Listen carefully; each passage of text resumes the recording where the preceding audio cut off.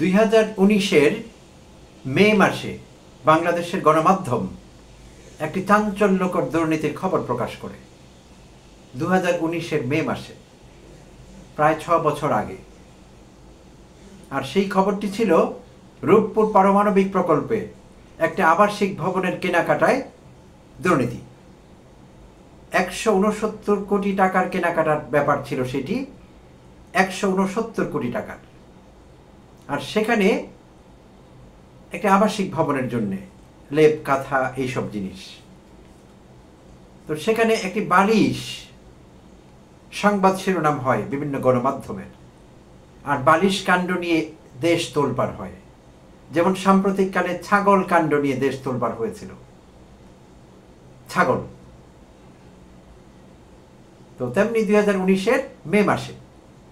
আর জুলাই মাসে প্রথম আলো একটি সম্পাদকীয় লিখে এই ঘটনাকে কেন্দ্র করে।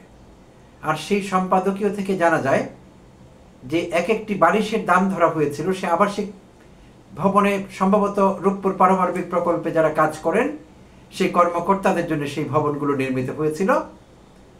তো সেই ভবনগুলোতে থাকবার জায়গা ঠিকঠাক করা হচ্ছিল।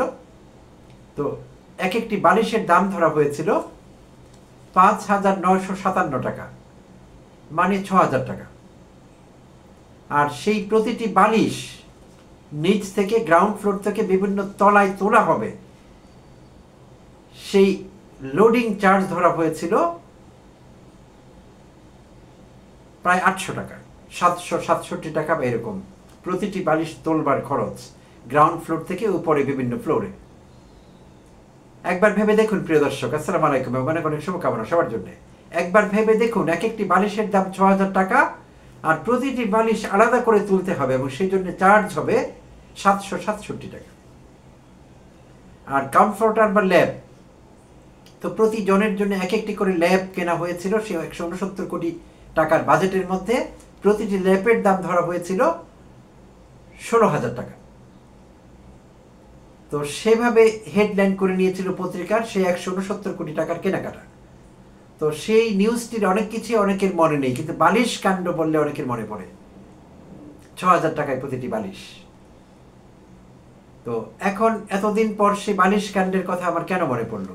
আসলে বালিশ কাণ্ডের কথা মনে পড়ে গিয়েছে কারণ আরেকটি ঘটনা সেই ঘটনাকে মনে করিয়ে দিয়েছে।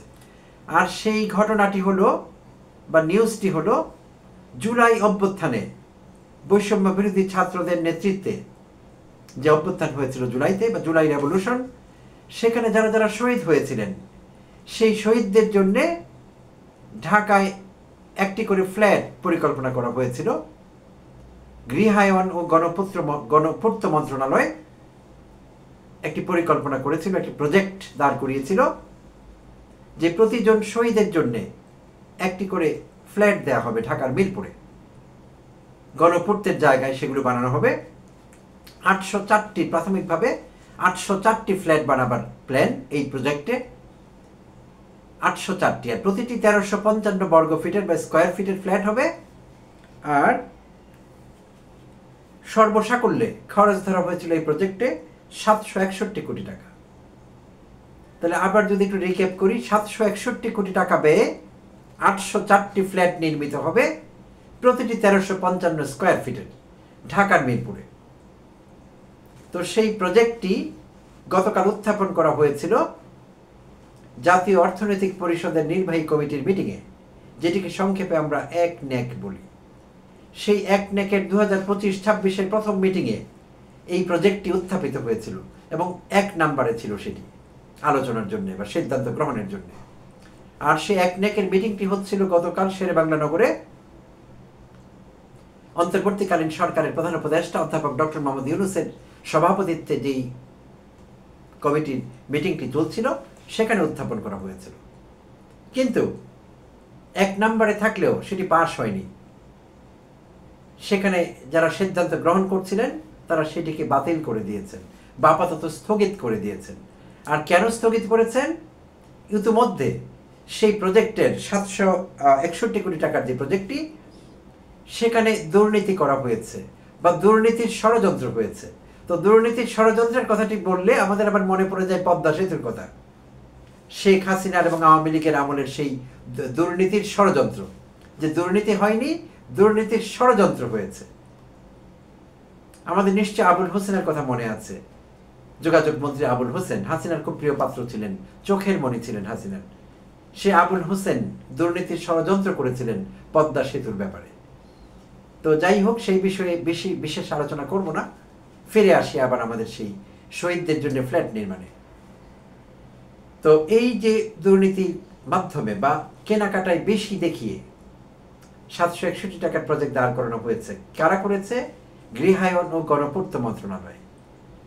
রূপপুর পারমাণবিক প্রকল্পের সেই দুর্নীতি 169 কোটি টাকার কাদের নেতৃত্বে হয়েছিল? গৃহায়ন ও গণপূর্ত মন্ত্রণালয়। তো টাকা কামাবার একটি মেশিন বা ছাপাখানা বলা যেতে পারে এই মন্ত্রণালয়কে, বা তাদের আন্ডারে যেসব অধিদপ্তর পরিদপ্তর আছে সেগুলোকে, টাকা ছাপাবার ছাপাখানা, টাকা বানাবার। তো তারাই আসলে করছে এই কাজগুলো। তো এখন বিভিন্ন সংবাদ মাধ্যমে এইগুলো এসেছে যে এই প্রকল্পে দুর্নীতি হয়েছে।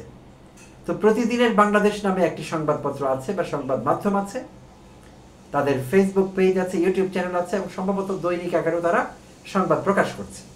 তো তারা একটি ইউটিউব ভিডিও ছেড়েছে, দেখলাম।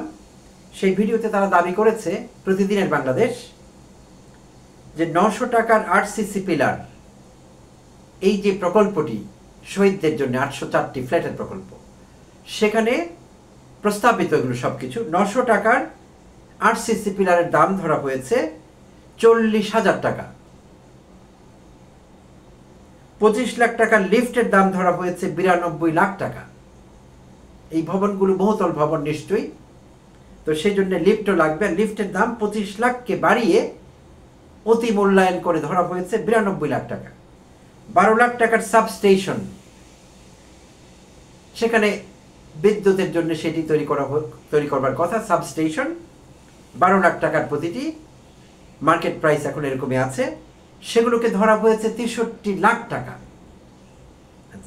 95,000 টাকার পানির পাম্প, প্রতিটির দাম ধরা হয়েছে 4,50,000 টাকা।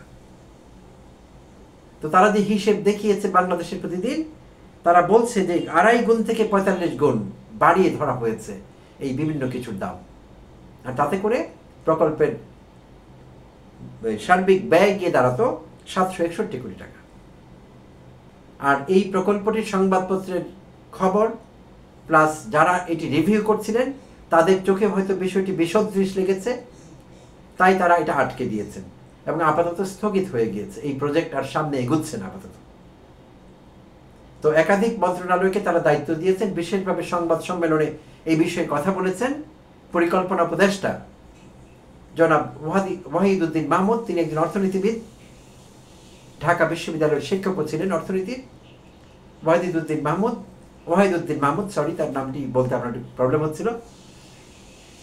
তো তিনি সংবাদ সম্মেলনে বলছিলেন এইসব কথা, এবং তিনিও প্রশ্ন রেখেছেন যে অনেক কিছু আমাদের কাছে দৃষ্টিকটু মনে হয়েছে, বিশ্বাসযোগ্য মনে হয়নি, তাই এটি আপাতত এগিয়ে যেতে পারছে না, স্থগিত করা হলো।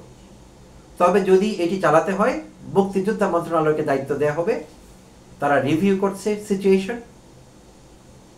আর তিনি আরেকটি প্রশ্ন উত্থাপন করেছেন এই অর্থনীতি উপদেষ্টা, পরিকল্পনা উপদেষ্টা। তিনি বলেছেন যে এগুলো ঢাকার মিরপুরে কেন?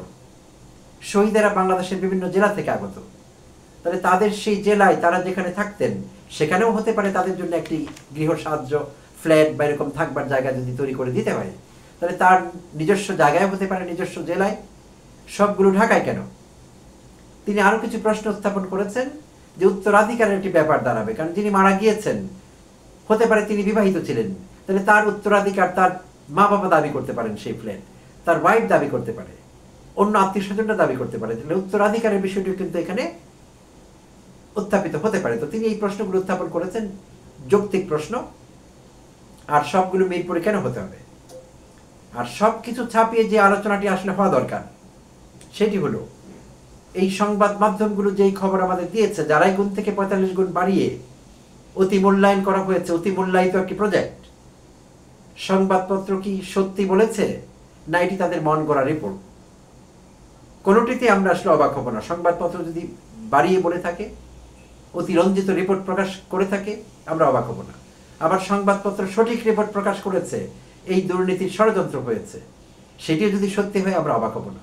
তাহলে কি হয়েছে এই বিষয়ে পরিকল্পনা উপদেষ্টা কিন্তু এরকম ড্রাস্টিক কোনো মেজার নেওয়া হচ্ছে বা দুর্নীতি তদন্ত কমিটি গঠন করা হবে এরকম কিছু আমরা জানতে পারিনি।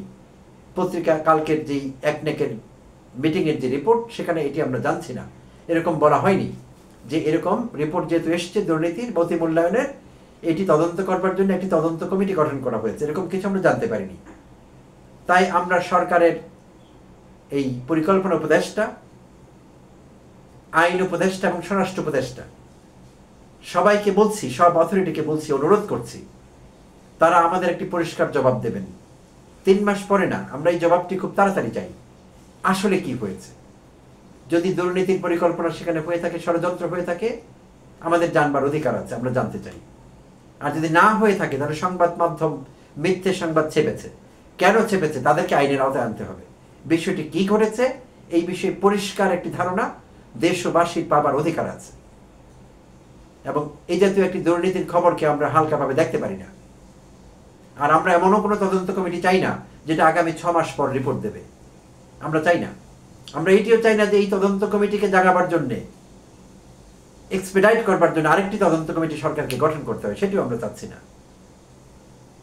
তাই অতি শিগগিরই আমরা এই বিষয়ে পরিষ্কারভাবে জানতে চাচ্ছি আসলে কি হয়েছে, এবং 1 নম্বরে উপস্থাপিত এই প্রজেক্টটি কেন স্থগিত করতে হলো বা কেন বাতিল হলো, আসলে কি ঘটেছে আমাদের জানতে হবে তা। ধন্যবাদ সবাইকে, ভালো থাকবেন।